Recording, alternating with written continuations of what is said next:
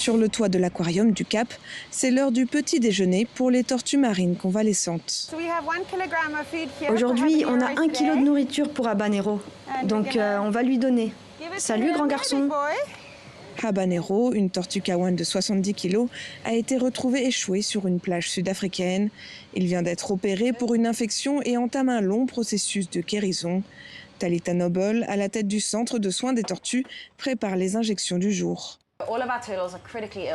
Toutes nos tortues sont gravement malades à leur arrivée. Malheureusement, beaucoup d'entre elles souffrent en cause première de problèmes liés à l'homme, comme l'ingestion de plastique ou lorsqu'elles se retrouvent piégées.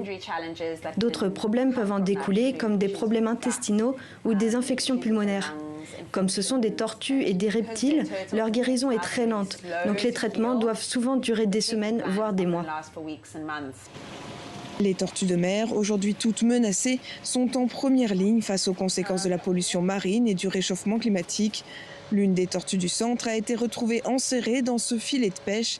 Quasi toutes ont ingéré du plastique. Tout ce plastique vient d'une seule tortue, et on parle d'une tortue de cette taille.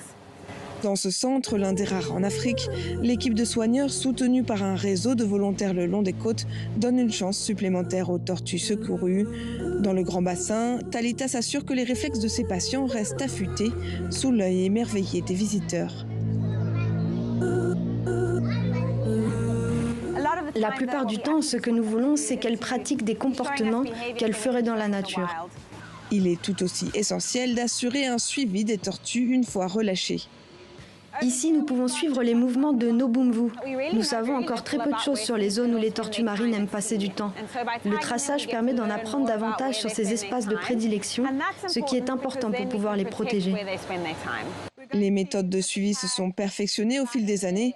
En plus des simples bagues, plusieurs dispositifs existent aujourd'hui. Nous avons des balises satellites qui sont vraiment pratiques car elles permettent de voir en temps réel où les tortues se déplacent. Mais elles sont aussi très chères et ne durent pas longtemps.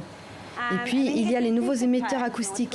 L'avantage de ces émetteurs, c'est que leur batterie a une très longue durée de vie, environ 10 ans.